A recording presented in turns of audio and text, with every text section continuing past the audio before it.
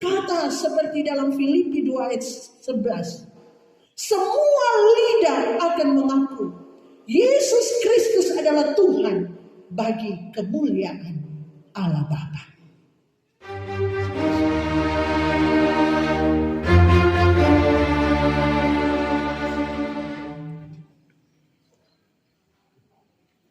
Pertolongan kepada kita adalah dalam nama Tuhan yang menjadikan langit dan bumi, yang tetap setia untuk selama-lamanya dan tidak meninggalkan perbuatan tangannya. Kasih karunia dan damai sejahtera dari Allah Bapa kita, dari Tuhan Yesus Kristus, menyertai saudara-saudara. Roma 8 ayat 28. Kita tahu sekarang bahwa Allah turut bekerja dalam segala sesuatu untuk mendatangkan kebaikan bagi mereka yang mengasihi Dia, yaitu bagi mereka yang terpanggil sesuai dengan rencana Allah.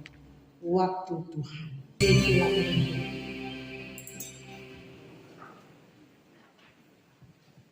Saudara-saudara, marilah kita merendahkan diri di hadapan Tuhan Allah kita dan mengaku dosa kita kepadanya.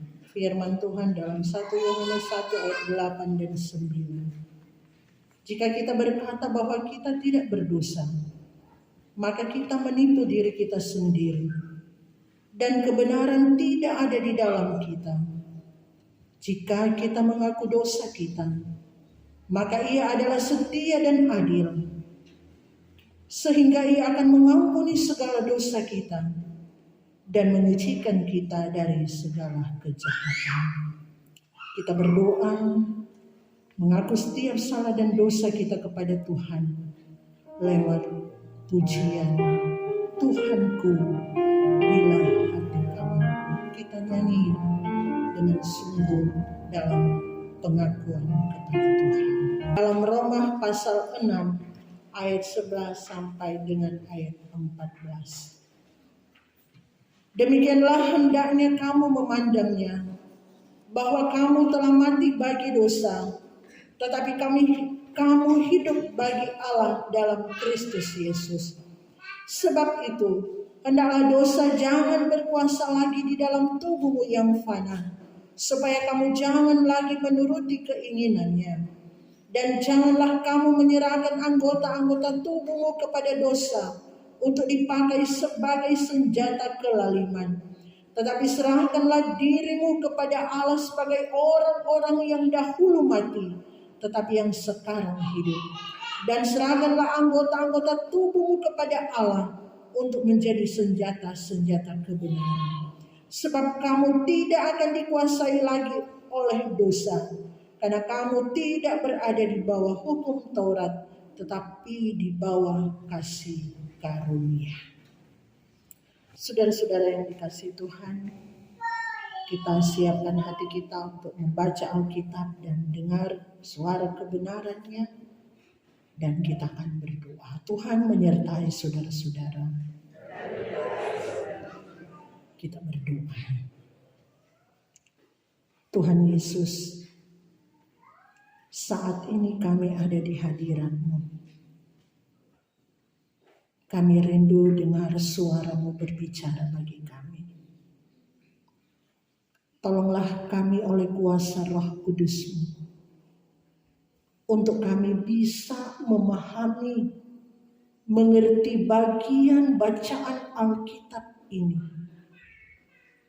merenungkannya dan melakukan itu di dalam hidup kami.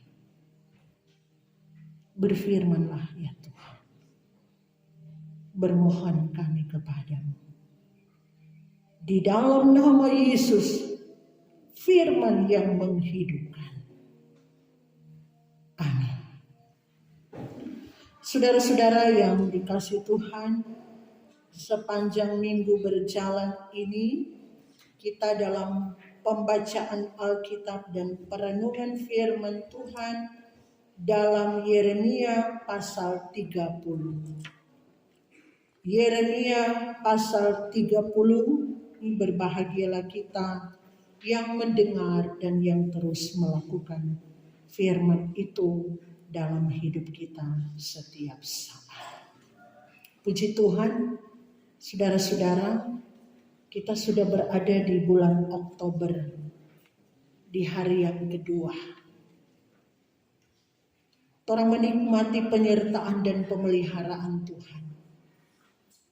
Orang merasakan kasih sayang Tuhan yang hebat, yang luar biasa, yang dahsyat dalam perjalanan hidup kita. Dan pada hari ini kita diberi kesempatan lagi untuk mau belajar firman Tuhan lewat Yeremia pasal 30. Nah, saudara-saudara, apa yang dinyatakan dalam bagian bacaan ini adalah nubuat yang disampaikan kepada bangsa Israel, yang pada waktu itu di ayat 3 bangsa Israel ini sudah terpecah menjadi 2 bagian kerajaan,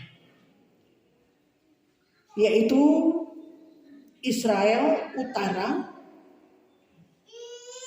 dan Israel Selatan. Jadi Israel Utara, ibu kotanya Samaria, yang dimana mereka itu karena dosa dibuang ke Asyur.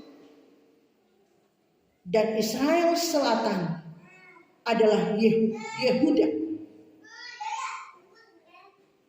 yang karena dosa mereka, pelanggaran mereka dibuang ke tanah Babel. Nah, saudara-saudara yang dikasih Tuhan, kalau kita perhatikan di ayat 14b dan ayat 15b, kenapa mereka harus dibuang?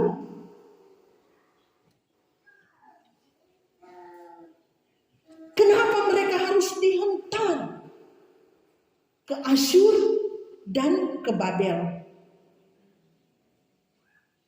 Ayat 14 dikatakan, mereka tidak menanyakan engkau lagi.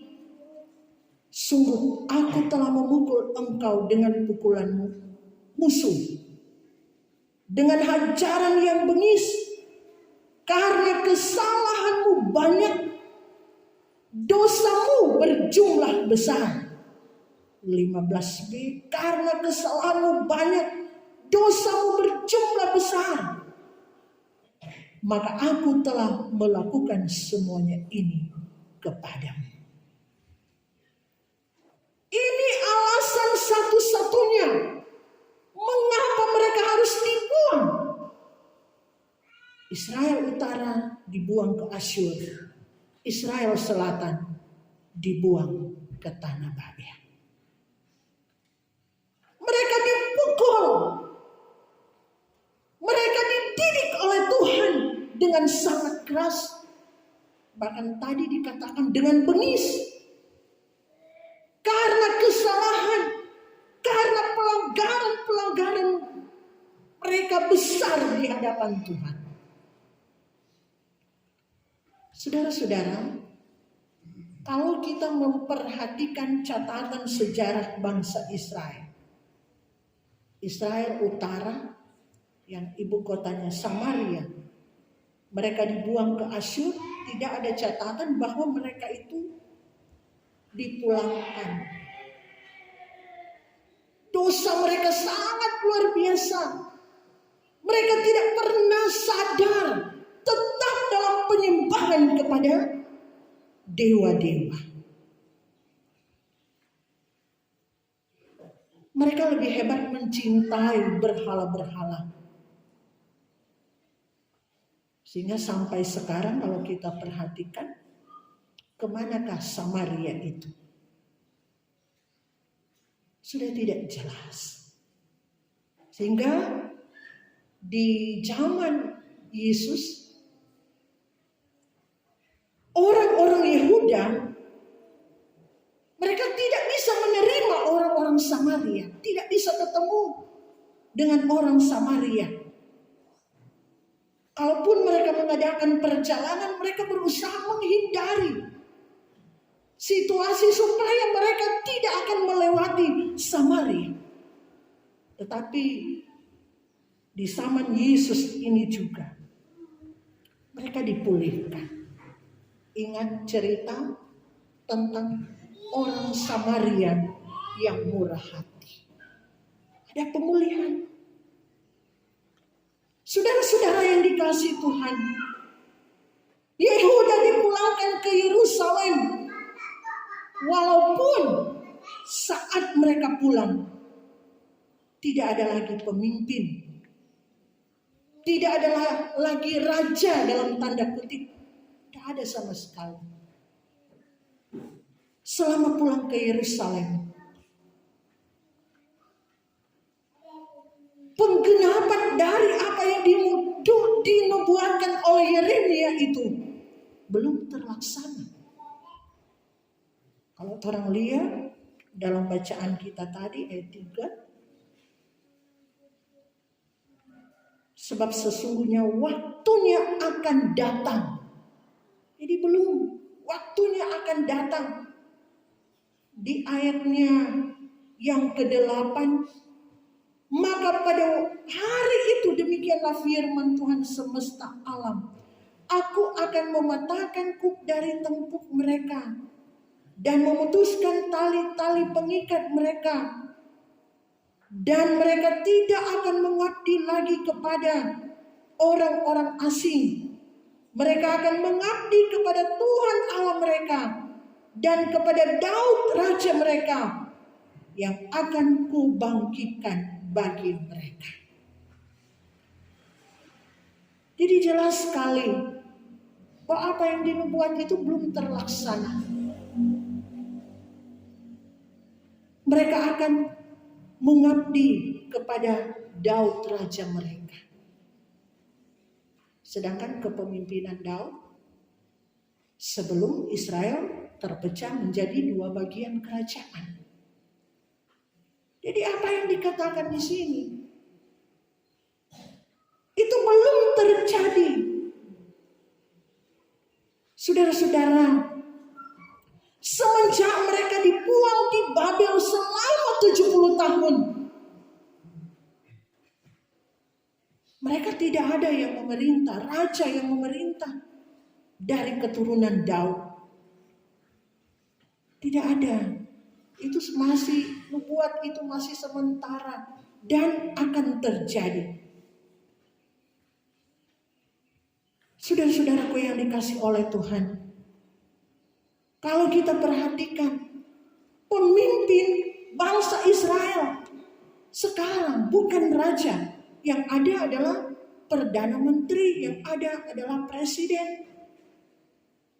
Tetapi nubuat ini berlaku bukan hanya Israel secara daging, keturunan Yakub, tapi juga bagi bangsa Israel secara rohani, keturunan Abraham secara rohani. Kita perhatikan, mari kita lihat saudara-saudara Israel secara jasmani. Kalau kita belajar Alkitab, sekali-kali dikatakan bahwa Tuhan tidak pernah tinggalkan mereka. Bagaimanapun mereka itu tetap bangsa pilihan. Bangsa pilihan Tuhan. Nah saudara-saudara, ketika mereka dihukum sekitar 2400 tahun baru bangsa Israel ini merdeka. Itu pun belum sepenuhnya.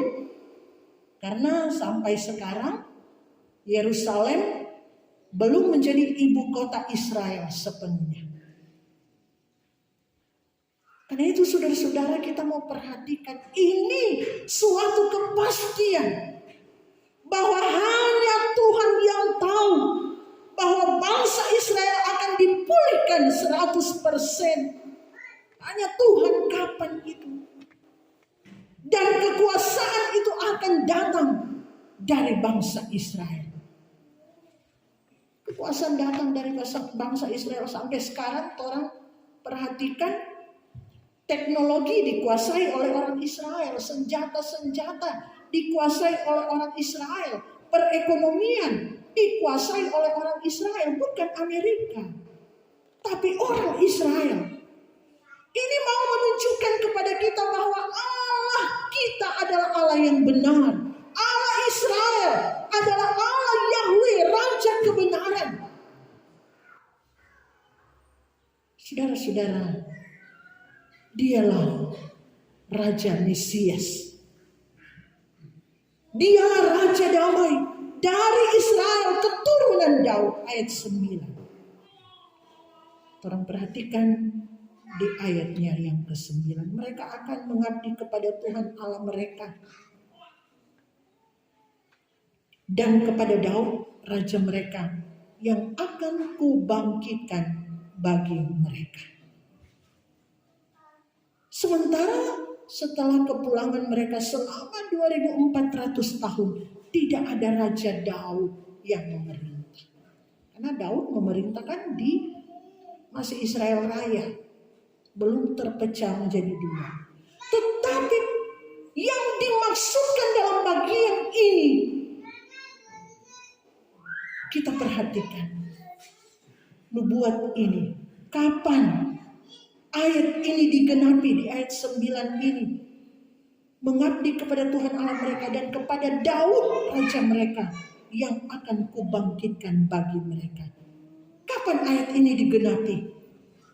Setelah mereka pulang dari pembuangan. Kapan? Di saat mereka pulang dari pembuangan, Daud tidak ada. Tidak ada raja yang memerintah. Mari kita perhatikan dalam Lukas pasal 1. Lukas pasal 1 ayat 31 sampai 33. Sesungguhnya engkau akan mengandung dan akan melahirkan seorang anak laki-laki, dan hendaklah engkau menamai dia Yesus.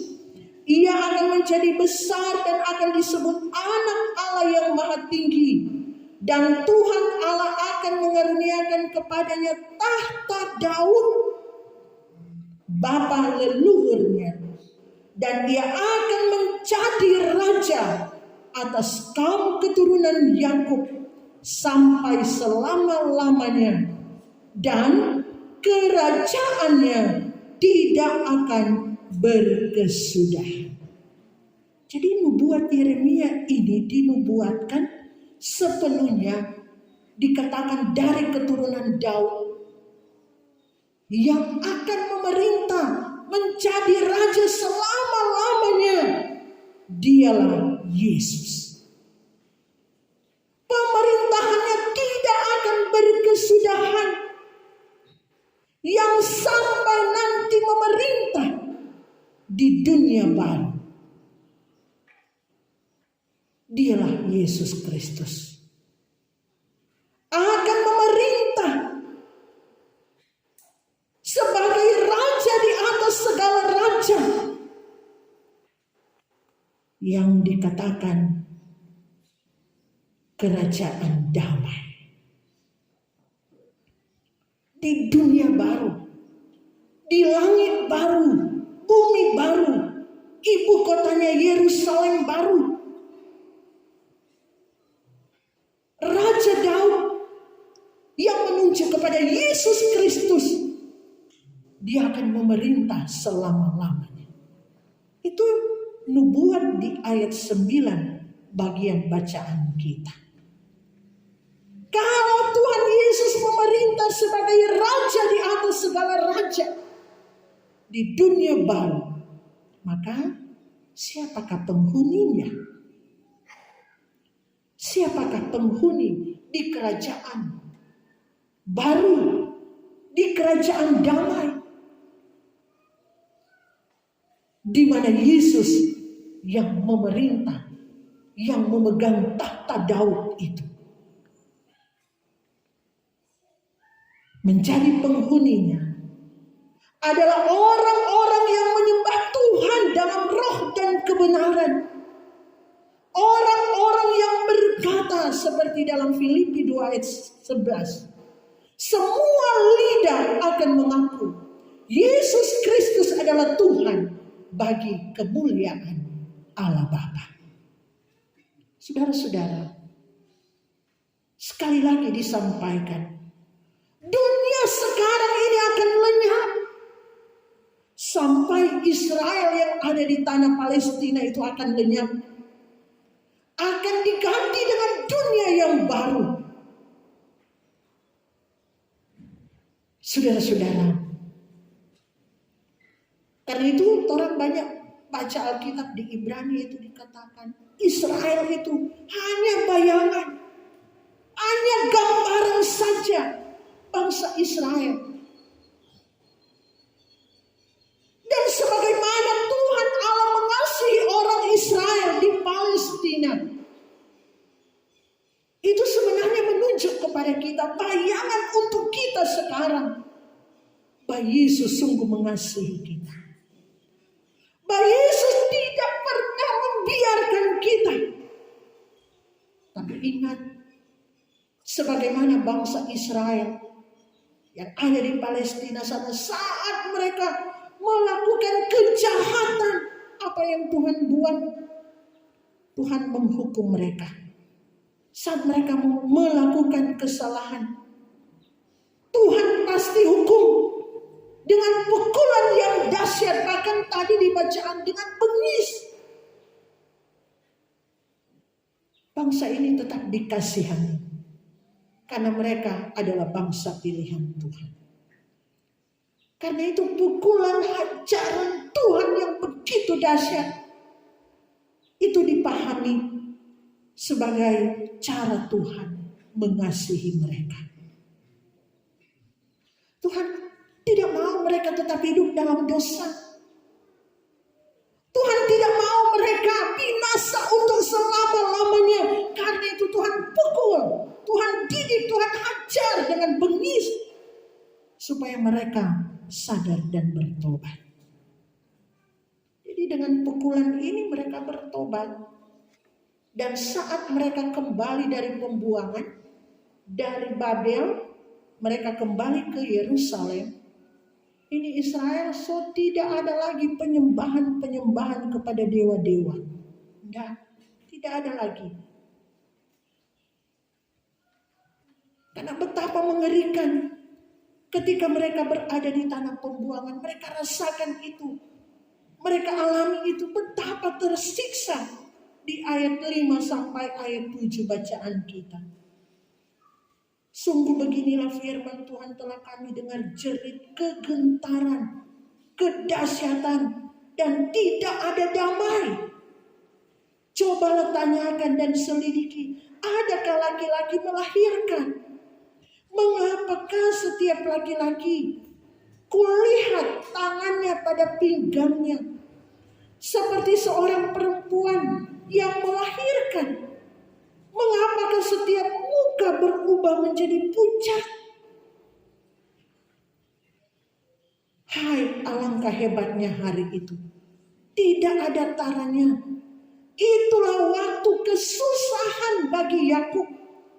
Tetapi ia akan diselamatkan daripadanya. Waktu kesusahan, penderitaan yang luar biasa karena dosa. Mereka dihajar oleh Tuhan. Mereka dipukul, dididik. Karena Tuhan mengasihi mereka. Tuhan menginginkan supaya mereka itu benar-benar dimurnikan. Penderitaan yang luar biasa. Tapi saat itu, saat mereka dimurnikan di tanah Babel, Tuhan berjanji bahwa Dia akan memulihkan bangsa ini. Sampai sekarang, sama Dinda bilang tadi, Israel menguasai dunia dengan segala kecanggihan, teknologi, keuangan dan sebagainya. Ini karena kasih sayang Tuhan. Mereka harus mengalami penderitaan yang hebat terlebih dahulu. Nah, saudara-saudara, tadi dikatakan di tengah penderitaan, muka mereka berubah menjadi pucat. Karena hal yang luar biasa, hal yang dahsyat, kalau dipukul oleh Tuhan, memang sangat menyakitkan. Nah, saudara-saudara, untuk kita sekarang orang Kristen, orang anak Abraham, anak Daud secara rohani, orang adalah anak-anak Tuhan Yesus. Kita diingatkan bahwa keselamatan ini hanya di dalam Yesus Kristus. Dia yang menjadi Raja untuk selama-lamanya. Tuhan tidak pernah kompromi dengan dosa. Sekalipun kita sudah disebut sebagai anak Abraham, anak Daud secara rohani, anak Tuhan Yesus. Tapi kalau orang buat pelanggaran, orang buat dosa, Tuhan tidak pernah kompromi. Kita bersyukur kita sudah diselamatkan oleh darah Yesus. Karena kalau tidak kita binasa. Makanya kalau buat dosa, kalau buat kesalahan, ingat pasti orang akan dihukum. Hati-hati, jangan sampai kita sama dengan Israel Utara, Samaria.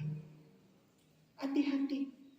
Kalau orang tidak bertobat, pada akhirnya orang sudah dipukul oleh Tuhan lagi. Tapi sudah selesai kehidupan kita, neraka tempatnya.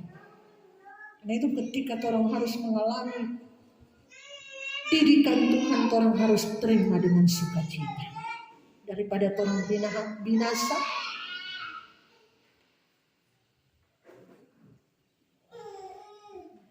orang harus berani. Orang harus benar-benar datang kepada Tuhan. Orang harus benar-benar rasakan Tuhan setiap saat. Dan kalau Tuhan pukul orang mesti sadar kembali kepada Tuhan. Kalau orang sadar kembali kepada Tuhan, maka kita akan dipulihkan. Kapan orang dipulihkan? Kapan? Tentu setelah orang mati, ada tubuh yang baru. Ada tubuh kemuliaan. Ada kehidupan kekal. Karena memang selama kita di dunia ini kita mengeluh. Ada penderitaan, ada air mata sama di ayat 5 sampai 7 tadi dikatakan. Satu saat kita akan alami apa yang dikatakan di sini. Muka kita akan pucat. Dalam keadaan seperti itu sampai mati. Tidak ada yang aman di dunia. Karena dunia ini semakin hari semakin rusak. Semakin jahat. Karena itu jangan pernah berharap pada siapapun. Tidak ada yang mampu menolong kita. Tidak ada yang mampu membela kita. Di ayat 12 sampai dengan ayat 14. Tidak ada. Sungguh beginilah firman Tuhan. Penyakitmu sangat payah. Lukamu tidak tersembuhkan. Tidak ada yang membela hakmu. Tidak ada obat untuk bisul. Kesembuhan tidak ada bagimu. Semua kekasihmu melupakan engkau. Mereka tidak menanyakan engkau lagi. Sungguh aku telah memukul engkau dengan pukulan musuh. Dengan hancaran yang begitu yang bengis, karena kesalahanmu banyak, dosamu berjumlah besar. Tidak ada yang mampu menolong kita. Jangan pernah berharap kepada siapapun. Semua akan melupakan kita, kekasih kita pun. Mau suami, mau istri, mau orang tua, mau anak-anak. Kekasih kita pun bisa juga menuju kepada uang kita, kekayaan, jabatan kita. Hanya satu yang dapat menolong kita sekali lagi. Hanya satu yang dapat menolong kita. Yaitu Yesus, orang Nazaret, keturunan Daud. Dia yang sanggup menolong kita. Dia sanggup memulihkan kita. Dan karena itu saudara-saudara, mari dekatkanlah diri kita, hidup kita kepada Tuhan. Pun pada hari ini lewat perjamuan kudus. Orang rayakan perjamuan kudus sedunia. Orang rayakan perjamuan kudus. Syukur hari ulang tahun Gemim Bersinode ke-88. Mari arahkan hidup hati kita hanya kepada Tuhan Yesus. Karena hanya Dia yang dapat menjamin kita, menjanjikan pemulihan yang sempurna bagi kita. Makanya kalau orang ikut Tuhan Yesus harus serius. Ikut sungguh-sungguh. Jangan main-main. Pemulihan Israel hanya gambaran saja. Tapi kita yang percaya sekali lagi, satu saat kita akan dipulihkan secara sempurna. Ini suatu kepastian. Nyandak karang-karang, nyandak batowo-towo. Suatu kepastian bahwa satu saat nanti, kalau kita sungguh-sungguh dengan Tuhan, kita akan dipulihkan oleh Dia. Raja di atas segala raja. Yang akan memerintah dunia baru, langit baru, bumi baru, ibu kotanya Yerusalem baru. Dialah Yesus, Raja Damai. Asalkan orang kuat, sungguh-sungguh dengan Tuhan. Apapun yang orang alami, jangan sampai orang mengkhianati Tuhan kita. Jangan sampai orang jatuh ke dalam kebinasaan. Berusaha, paksa diri. Biar orang susah-susah di dunia yang sudah rusak ini. Tapi kalau orang tetap di dalam Tuhan, kuat di dalam kuat kuasanya. Orang pelagu bilang, meskipun saya susah, menderita dalam dunia, saya mau ikut Yesus sampai selama-lamanya. Sekali lagi kita nyanyikan. Saya mau ikut Yesus. Saya mau ikut Yesus. Saya mau ikut Yesus. Sampai selama-lamanya. Meskipun saya susah. Meskipun saya susah,